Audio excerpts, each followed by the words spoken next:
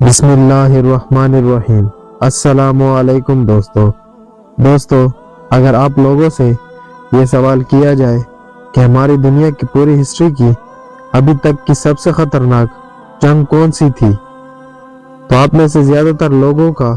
جواب ایک ہی ہوگا، اور وہ جواب ہوگا سیکنڈ ورلڈ وار۔ کیونکہ اس بات میں کوئی شک نہیں ہے کہ سیکنڈ ورلڈ وار ہی ہمارے پوری دنیا کی تاریخ کی ابھی تک کی نہ صرف سب سے خطرناک بلکہ سب سے مہنگی جنگ بھی تھی۔ کیونکہ اس جنگ نے جہاں ایک طرف مالی طور پر ہماری دنیا کے امیر سے امیر ملکوں کی بھی کمر کو توڑ کر رکھ دیا تھا، تو وہیں دوسری طرف اس جنگ میں ہماری دنیا کے لگ بھگ 70 سے 80 ملین لوگ یعنی 7 سے 8 کروڑ لوگوں کو بھی اپنی جان گنوانی پڑی تھی، جو یقیناً ایک بہت بڑی تعداد ہے۔ اس جنگ کی شروعات 1939 میں اس وقت ہوئی تھی کہ جب ہٹلر نے پولینڈ پر اٹیک کیا تھا، اور جنگ کا اینڈ 1945 میں اس وقت ہوا کہ جب جنگ کے پورے حالات کو بدلتے ہوئے دیکھ کر ایڈولف ہٹلر نے خودکشی کر لی تھی۔ آپ کو بتاتا چلوں کہ اس جنگ میں حصہ لینے والے سبھی طاقتور ملک دو گروپ میں بٹ گئے تھے۔ ایک گروپ میں تو یوکے، فرانس، امریکہ اور رشیا جیسے ملک تھے، تو وہیں دوسرے گروپ میں جرمنی، جاپان اور اٹلی جیسے ملک تھے۔ دوستو، یہ ایک ایسی جنگ تھی کہ جس کو ہماری دنیا کے لیے ایک بڑا ٹریننگ پوائنٹ بھی مانا جاتا ہے، کیونکہ اس جنگ میں نہ صرف ہماری دنیا کے بہت سارے ملکوں کے ہسٹری کو بدلا، بلکہ ساتھ ہی ساتھ ہمارے دنیا کے پورے نقشے کو بھی ہمیشہ کے لیے بدل کر رکھ دیا۔ مگر دوستو، سیکنڈ ورلڈ وار سے ریلیٹڈ وہ ایک بڑا سوال ہے کہ جو اکثر بہت سارے لوگوں کے دماغوں میں وقت پر آتا رہتا ہے، وہ یہ ہے کہ اگر سیکنڈ ورلڈ وار میں امریکہ اور رشیا کی جگہ ہٹلر کی جیت ہو گئی ہوتی، تو آخر آج ہماری دنیا کا یہ نقشہ کیسا ہوتا؟ کیا سچ میں آج بھی ہماری دنیا ویسی ہی ہوتی کہ جیسے ہم کو نظر آتی ہے، یا پھر ہٹلر کی جیتنے کی وجہ سے ہماری دنیا کا نقشہ اور تاریخ پوری طرح سے بدل چکا ہوتا؟ کیونکہ ظاہر ہے، میں آپ لوگوں سے پہلے بھی کہہ چکا ہوں کہ یہ جنگ ہماری دنیا کے ہسٹری کے لیے ایک بڑا ٹریننگ پوائنٹ مانی جاتی ہے۔ تو چلیے آج کی اس ویڈیو میں ہم اپنے اسی سوال کا جواب ڈھونڈنے کی کوشش کرتے ہیں۔ دوستو، ویسے تو سیکنڈ ورلڈ وار کے بعد سے ہی ہماری اس دنیا میں ایسی بہت ساری کتابیں لکھی جا چکی ہیں جس میں یہ دکھانے کی کوشش کی گئی ہے کہ آخر ہٹلر کی جیت کے بعد ہماری یہ دنیا کیسی ہوتی۔ مگر ان ساری کتابوں میں سے بھی جو سب سے زیادہ مشہور کتاب ہے، اس کا نام ہے دی مین ان دی ہائی کیسل۔ یہ کتاب فلپ ڈیڈک نام کے ایک رائٹر کی طرف سے 1962 میں لکھی گئی ہے۔ اس کتاب میں بہت سارے پہلوؤں سے یہ سمجھانے کی کوشش کی گئی ہے کہ ہٹلر کی جیت کے بعد ہماری یہ دنیا کیسی ہوتی۔ دوستو، سب سے پہلے تو یہ جان لینا ضروری ہے، اگر ہٹلر سیکنڈ ورلڈ وار جیتا تو آج کے دور میں ہم لوگوں کو یورپ میں اتنے سارے ملک دیکھنے کو ہی نہیں ملتے، کیونکہ اتنے سارے ملکوں کی جگہ پر ایک ہی ملک ہوتا، اور وہ ہوتا جرمنی۔ اس کے علاوہ جو چھوٹے چھوٹے ملک ہوتے بھی تو ان پر ہر طرح سے ہٹلر کا ہی حکومت ہوتا، یعنی وہ ہٹلر کے ہی اشاروں پر کام کرتے۔ ایون رشیا جو آج اتنا بڑا ملک ہے،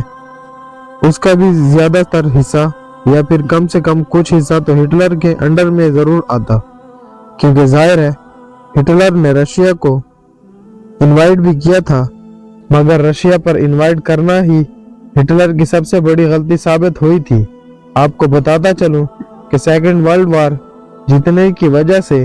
اور دنیا کے زیادہ تر علاقے پر حکومت قائم ہو جانے کی وجہ سے ہٹلر ہی دنیا کا سب سے بڑا لیڈر بھی مانا جاتا۔ اس کی طاقت کے سامنے دنیا کے سبھی لیڈرز پھیکے پڑ جاتے۔ ہٹلر کے پاس دنیا کی سب سے بڑی فوج، سب سے طاقتور ہتھیار، یہاں تک کہ ایٹم بم بھی موجود ہوتی، اور ظاہر ہے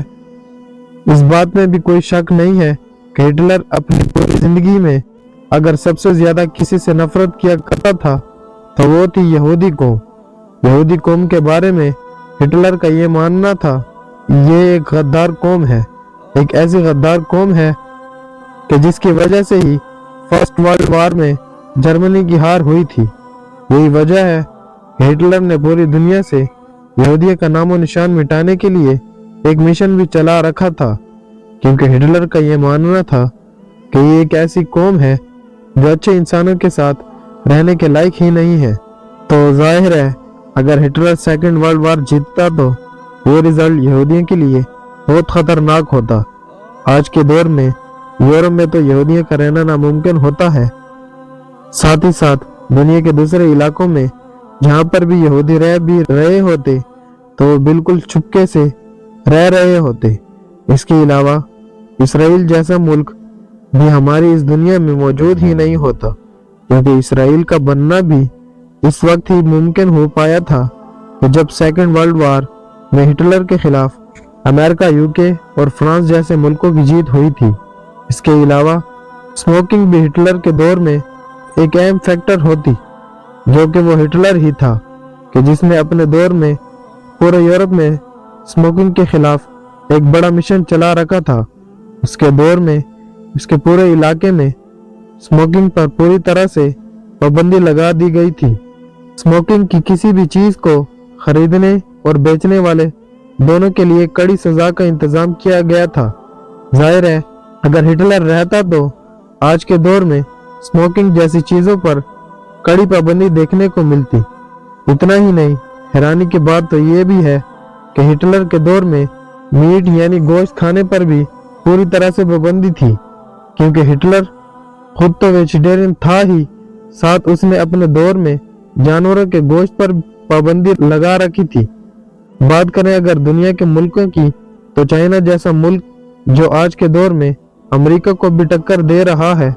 وہ خود بھی ہٹلر کی جیت جانے پر آج جاپان کا حصہ ہوتا،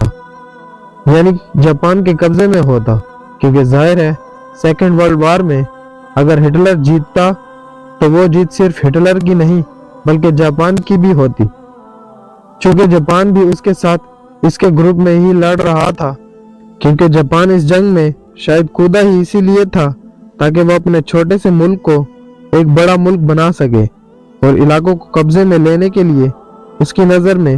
سب سے پہلے چائنا اور دوسرے نمبر پر رشیا تھا۔ رہا سوال ہمارے اس خطے یعنی انڈیا کا، تو ظاہر ہے اس دور میں ہمارا یہ حصہ برٹش امپائر کے انڈر میں آیا کرتا تھا، وہی برٹش امپائر کہ جو سیکنڈ ورلڈ وار میں ہٹلر کا سب سے بڑا دشمن تھا۔ تو اگر ہٹلر کی برٹش امپائر کے خلاف اس جنگ میں جیت ہوتی تو انڈیا بھی یا تو جاپان کے کنٹرول میں جاتا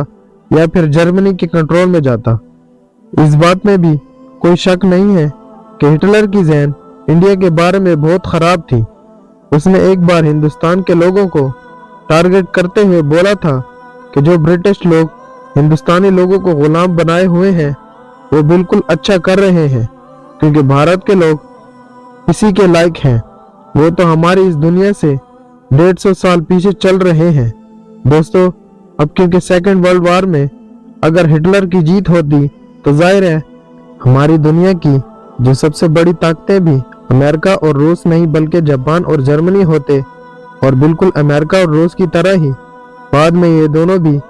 آپس میں لڑنا شروع کر دیتے، اور ان دونوں ملکوں وار کی وجہ سے ہی ہماری باقی دنیا بھی دو حصوں میں بٹنا شروع ہو جاتی۔ فی الحال دوستو ان تمام باتوں کی ریالٹی سے کوئی لینا دینا نہیں ہے، بلکہ یہ وہ ساری چیزیں ہیں کہ جو سیکنڈ ورلڈ وار کے بعد سے لے کر اب تک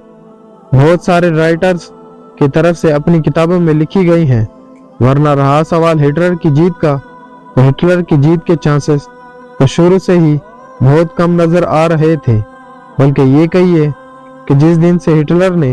سیکنڈ ورلڈ وار میں قدم رکھا تھا اسی دن سے یہ کنفرم ہو گیا تھا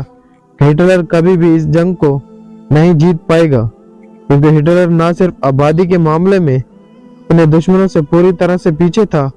بلکہ مالی طور پر بھی حد سے زیادہ پیچھے تھا، جس نے اس کو جنگ میں ہرانے میں ایک بڑا کردار ادا کیا تھا۔